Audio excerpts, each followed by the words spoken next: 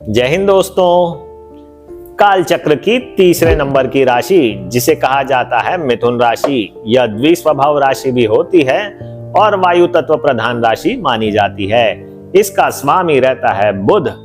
बुध के बारे में चर्चा करें तो बुध वर्तमान में मीन राशि में नीच का होकर के स्थित है। साथ ही साथ सूर्य का गोचर देखें तो सूर्य जो है वह 14 मार्च को मीन राशि में चला जाएगा। शुक्र जो है पूरे महीने मीन राशि में रहने वाला है और मंगल जो है वह मिथुन राशि में रहने वाला है। तो किस प्रकार के परिणाम मिलने वाले हैं मिथुन राशि वाले जातकों के लिए मार्च 2025 में, आज हम चर्चा करने वाले हैं। अगर आप हमारे वीडियो से किसी भी प्रकार से लाभान्वित होते हैं तो लाइक, शेयर और सब्सक्राइब अवश्य करें। मैं हूं आपका ज्योतिष मार्गदर्शक ज्योतिषाचार्य आकाश। आप देख रहे हैं नक्षत्र ज्योतिष।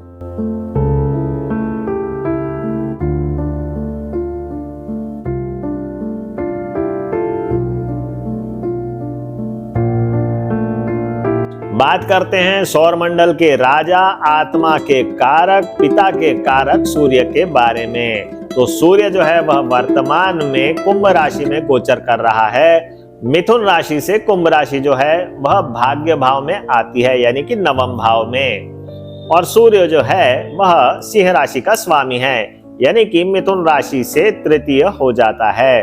तो इस प्रकार से सूर्य ने एक्टिवेट कर दिए हैं नवम भाव और तृतीय भाव। तो क्या परिणाम सूर्य देने वाला है जब तक वह कुंभ राशि में रहेगा, चर्चा करते हैं। सूर्य ने एक्टिवेट कर दिए नवम भाव और तृतीय भाव। तो तृतीय भाव जो है यह परिवर्तन लेके आता है किसी न किसी प्रकार से। आपकी हेल्थ के लिए तो यह अच्छा रहने वाला है, शिक्षा के लिए भी बहुत उत्तम रहने वाला है, क्योंकि नवम भाव जो है वह उच्च शिक्षा का माना जाता है। साथ ही साथ आपको पढ़ाई में मन लगेगा, आपके परीक्षा में अच्छे परिणाम आ सकते हैं, पिता के साथ अच्छे संबंध बने रहेंगे, वैवाहिक जीवन भी अच्छा रहने वाला है। धनार्जन की स्थिति देखी जाए तो बहुत ज्यादा ठीक भी नहीं कह सकते और बहुत ज्यादा विपरीत भी नहीं कह सकते। नौकरी में परिवर्तन हो सकता है, स्थान परिवर्तन हो सकता है, धार्मिक यात्राएं हो सकती है, कहीं ना कहीं स्थान परिवर्तन की भी संभावनाएं बन सकती हैं। सरकारी नौकरी में खासकर स्थान परिवर्तन हो सकते हैं या डिपार्टमेंटल ट्रांसफर हो सकते हैं। आपके बॉस लोगों के साथ आपकी अच्छी बनेगी, हर किसी का सहयोग प्राप्त होगा और कार्य क्षेत्र में आपको कहीं ना कहीं नाम आपका बढ़ेगा, नेम एंड फेम मिलने वाली है। नौकरी के लिए जैसा मैं कह चुका हूं, परिवर्तन बिल्कुल यह दर्शा रहा है। आप अगर नौकरी के लिए प्रयास कर रहे हैं तो नई नौकरी आपको जरूर मिलेगी। वीजा के लिए आप अप्लाई कर रहे हैं, किसी प्रकार से आपके कोई डॉक्यूमेंटेशन बचे हुए हैं तो वह पूर्ण होने की यह संभावनाएं दर्शा रहा है। वैवाहिक जीवन ठीक ठाक ही रहने वाला है। धनार्जन की स्थिति यथास्थिति बनी रहेगी, कुछ खास तो यह दर्शा नहीं रहा। तो ओवरऑल हर बात में यह कहीं ना कहीं सामान्य स्थिति और अच्छी स्थिति ही दर्शा रहा है। आपकी कुंडली में क्या कर रहा है सूर्य, किस प्रकार के परिणाम दे रहा है, उसके लिए आप हमसे संपर्क कर सकते हैं दिए हुए नंबर्स पे। अब हम बात करेंगे 14 मार्च को सूर्य जो है वह मीन राशि में चला जाएगा। मीन राशि यानी कि मिथुन राशि से दशम राशि हो जाती है। तो इसने एक्टिवेट कर दिए दशम भाव और तृतीय भाव। तो क्या परिणाम यह लेके आया है, सूर्य दशम भाव में जाएगा तो आपको नेम एंड फेम मिलने वाली है, आपका स्टेटस बढ़ना है, आप कहीं ना कहीं इलेक्शन में हैं, किसी भी प्रकार के चुनाव में जाते हैं तो वहां आपकी विजय होने की संभावनाएं बढ़ जाएगी। सोसाइटी में आपका नाम होने वाला है और आपको प्रमोशन मिलने की भी संभावनाएं यह दर्शा रहा है। किसी प्रकार से प्रमोशन हो करके आपको डिपार्टमेंटल चेंजेस भी यह दर्शा रहा है। ओवरऑल नौकरी के लिए तो अच्छी ही स्थिति यह दर्शाएगा। हेल्थ के लिए देखा जाए तो हेल्थ के लिए भी कोई बहुत विकट स्थिति नहीं मानी जाती। दोनों भाव ऐसे हैं जहां सूर्य जो है वह बलवान माना जाता है। तो आप अपने पराक्रम और आत्मविश्वास से अपनी एक नई एनर्जी से छाप छोड़ने वाले हैं। हर वह जातक जो कि मिथुन राशि का है और उनकी सूर्य की महादशा अंतरदशा चल रही है तो उनके लिए यह संभवतः बहुत अच्छा समय दर्शा रहा है। धनार्जन की स्थिति भी बहुत अच्छी मानी जाएगी, क्योंकि दशम भाव जो है वह अर्थ त्रिकोण में आता है। तृतीय भाव आपके कमीशन का काम माना जाता है। तो कमीशन से रिलेटेड जो भी कार्य कर रहे हैं उसमें आपको सफलता मिलने की पूर्ण संभावना यह दर्शा रहा है। एग्रीमेंट से भी आपको धनार्जन हो सकता है। वैवाहिक जीवन की स्थिति देखी जाए तो सामान्य रहने वाली है। प्रेम संबंधों के लिए भी ठीक ठाक रहेगा। संतान के लिए भी कुछ खास यह दर्शा नहीं रहा, परंतु क्योंकि यह तृतीय भाव का स्वामी है तो तृतीय भाव पंचम से एकादश हो जाता है, तो ठीक ठाक ही यह संभावनाएं दर्शा रहा है। संतान के साथ आपके संबंध अच्छे बने रहेंगे, पिता के साथ भी संबंध अच्छे बने रहेंगे। प्रतियोगिता परीक्षा में आपको सफलता मिलने की पूर्ण चांसेस यह दर्शा रहा है। तो यह तो थे सूर्य के परिणाम मिथुन राशि वाले जातकों के लिए। अब हम देखेंगे कि मंगल क्या परिणाम देगा, क्योंकि वह मिथुन राशि में ही स्थित है और साथ ही साथ मंगल जो है वह छठे भाव का और एकादश भाव का भी स्वामी है। तो क्या परिणाम लेके आया है, आइए देखते हैं।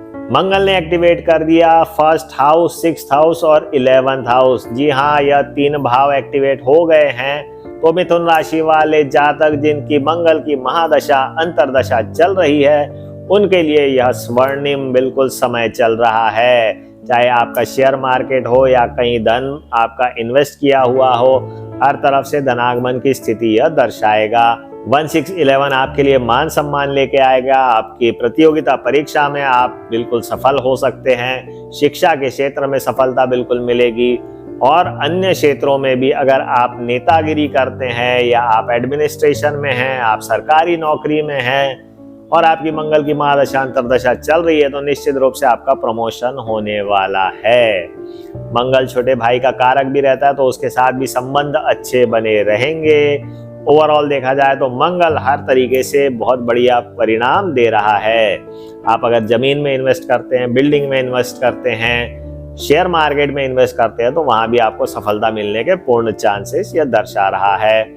वैवाहिक जीवन के लिए कुछ खास नहीं माना जाएगा। 1 और 6 हाउस कुछ अच्छे नहीं माने जाते हैं। संतान के लिए 1-11 ठीक ठाक रहेगा, तो संतान के साथ संबंध अच्छे बने रहेंगे।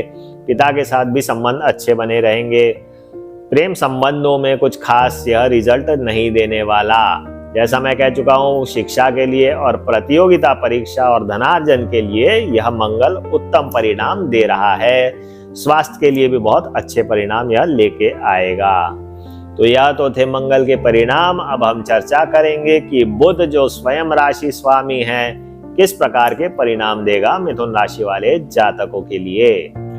राशि स्वामी बुध की अगर चर्चा करें तो बुध जो है वह वर्तमान में नीच का होकर के मीन राशि में ही गोचर कर रहा है।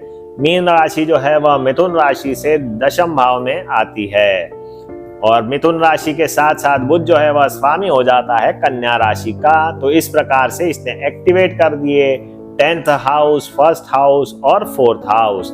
तो किस प्रकार के परिणाम यह देने वाला है, चर्चा करते हैं।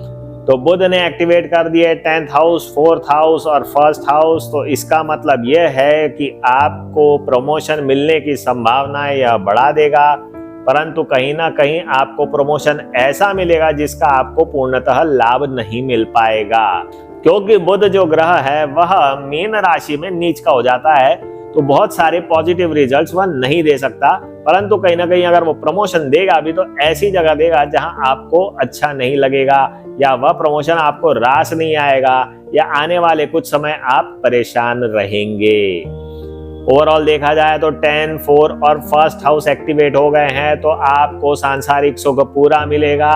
नेम एंड फेम आपका बिल्कुल होने वाला है। अगर आप कहीं ना कहीं सोसाइटी के कुछ कार्य करते हैं या किसी प्रकार से इलेक्शन वगैरह में जाते हैं, तो वहां आपको सक्सेस मिलने के चांसेस बढ़ जाएंगे। शिक्षा के क्षेत्र में देखा जाए तो 4th हाउस और 10th हाउस आपको शिक्षा में भी उन्नति प्रदान करेंगे। पढ़ाई में आपका मन लगने वाला है और अच्छे परफॉर्मेंस आपकी रहने वाली है। प्रतियोगिता परीक्षा में भी आपको सफलता मिलने के चांसेस बढ़ जाएंगे। साथ ही साथ प्रॉपर्टी वगैरह भी आप ले सकते हैं, या आपको अगर कोई प्रॉपर्टी बेचनी है तो वह भी बिक जाएगी। संतान के साथ अच्छे संबंध नहीं रह सकते, कुछ विवाद होने की संभावनाएं बनी रहेंगी। पिता के साथ भी विवाद बन सकते हैं। वैवाहिक जीवन भी कुछ खास नहीं रहने वाला है और प्रेम संबंधों के लिए भी बुध जो है वह पॉजिटिव परिणाम नहीं दिखा रहा। धनार्जन के बारे में देखा जाए तो 4th हाउस, 10th हाउस बहुत अच्छे माने जाएंगे और आपको बिजनेस में एक्सपांशन करने के बिल्कुल योग यह दर्शा रहा है। तो ओवरऑल हर तरीके से पॉजिटिव रिजल्ट और कुछ एक क्षेत्र में कुछ निगेटिविटी बुध दे रहा है। अब बुध तो पूरे महीने भर मीन राशि में रहेगा, तो इसी प्रकार के परिणाम यह देगा।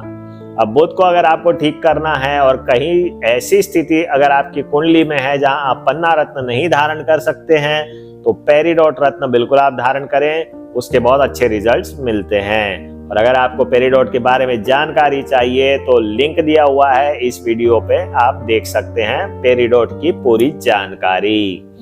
अब हम चर्चा करेंगे कि शुक्र किस प्रकार के परिणाम देगा मिथुन राशि वाले जातकों के लिए। शुक्र की बात करें तो भाई लग्जरीज का कारक माना जाता है शुक्र, और साथ ही साथ hotel industry, luxury life, automobile industry, न जाने क्या क्या। शुक्र वर्तमान में गोचर कर रहा है उच्च का होकर के मीन राशि में, यानी कि उसने एक्टिवेट कर दिए दशम भाव। अब दशम भाव के साथ साथ शुक्र जो है वह स्वामी हो जाता है द्वादश भाव का, और साथ ही साथ यह पंचम भाव का भी स्वामी हो जाता है। तो क्या परिणाम शुक्र लेके आया है मिथुन राशि वाले जातकों के लिए, आज हम चर्चा करेंगे। शुक्र ने एक्टिवेट कर दिए 10th हाउस, 12th हाउस और 5th हाउस। अब इन हाउसेस को एक्टिवेट कर दिया तो शुक्र जो है वह आपको प्रमोशन दिलवाएगा। प्रमोशन के बाद स्थान परिवर्तन होने की पूर्ण संभावना यह दर्शा रहा है। साथ ही साथ शिक्षा के क्षेत्र में देखा जाए तो उत्तम ही भाव दिखा रहा है, तो शिक्षा में भी आपको अच्छे परिणाम मिल सकते हैं। परंतु शुक्र की महादशा अंतर्दशा चलेगी तो कहीं ना कहीं इंसान गैजेट्स के तरफ या लग्जरी के तरफ ज्यादा रुझान आ जाता है, और उसके अनुसार फिर पढ़ाई में उसका मन कम लगता है, थोड़ा ज्यादा सोशल होने लगता है। परंतु फिर भी दशम भाव है तो आपको सोशल एक्टिविटीज से आपको नेम एंड फेम मिलने की संभावनाएं बनती है। कहीं ना कहीं तीर्थ यात्रा भी बिल्कुल हो सकती है, संभव है कि भाई आप कहीं ना कहीं तीर्थ यात्रा पे जाएं। कुछ अच्छा समय, जैसे पूरा का पूरा मार्च जो है वह तीर्थ यात्रा के लिए बहुत उत्तम माना जाएगा। साथ ही साथ धनार्जन के लिए भी स्थिति अच्छी मानी जाएगी। दशम भाव तो वही त्रिकोण में भी आता है और पंचम भाव भी आपके लक्ष्मी त्रिकोण में शामिल है। तो ओवरऑल दशम भाव और पंचम भाव आपके लिए अच्छा ही माना जाएगा। द्वादश भाव जो है वह कुछ खर्चे लेके आएगा, परंतु कोई ज्यादा निगेटिविटी नहीं है। शुक्र वैसे भी लग्जरी के लिए आपके खर्चे करवाता ही है, तो हो सकता है आप कहीं ना कहीं मकान ले लें या फिर वाहन के योग बिल्कुल यह दर्शा रहा है। प्रेम संबंधों के लिए अच्छा समय माना जाएगा, संतान के लिए भी अच्छा समय माना जाएगा। थोड़ा विपरीत भी हो सकता है द्वादश भाव के एक्टिवेशन से, परंतु कुछ ज्यादा निगेटिव कुछ नहीं है। वैवाहिक जीवन के लिए भी अच्छा समय माना जाएगा। तो ओवरऑल देखा जाए तो नौकरी में मैंने जैसे बताया कि प्रमोशन होकर के ट्रांसफर की संभावना यह बनती है। तो शुक्र हर तरीके से अच्छे रिजल्ट देने वाला है और उच्च का होकर के बैठा है तो परिणाम अच्छे ही देगा। ध्यान रखें आपकी कौन सी महादशा अंतर्दशा चल रही है, उसी बात पे यह जो फलित बताए हैं यह निर्भर करते हैं। साथ ही साथ आपकी वास्तविक जन्म कुंडली में बुध, सूर्य, मंगल, शुक्र क्या परिणाम दे रहे हैं, उनके साथ महादशा अंतर्दशा को मैच करना पड़ता है, तब जाकर के सही रिजल्ट मिल सकते हैं। तो यह तो थी जानकारी मिथुन राशि वाले जातकों के लिए। आपको यह वीडियो कैसा लगा? अगर यह वीडियो अच्छा लगा तो लाइक, शेयर और कमेंट अवश्य करें, क्योंकि जनता जनार्दन का अगर आशीर्वाद मिले तो आदमी कहां से कहां पहुंच जाता है। तो आप लोग अपना आशीर्वाद बनाए रखें। साथ ही साथ अगर आपको जीवन में किसी प्रकार की कुछ समस्याएं चल रही है जिसका समाधान आप ज्योतिष के माध्यम से देख रहे हैं तो आप हमसे संपर्क कर सकते हैं। आपको रुद्राक्ष चाहिए, रत्न चाहिए, यंत्र चाहिए, शालिग्राम चाहिए तो भी आप हमसे संपर्क कर सकते हैं। हमारा ऑफिस जो है वह भोपाल में है। आज के लिए इतना ही प्रिय दर्शकों, जय भारत।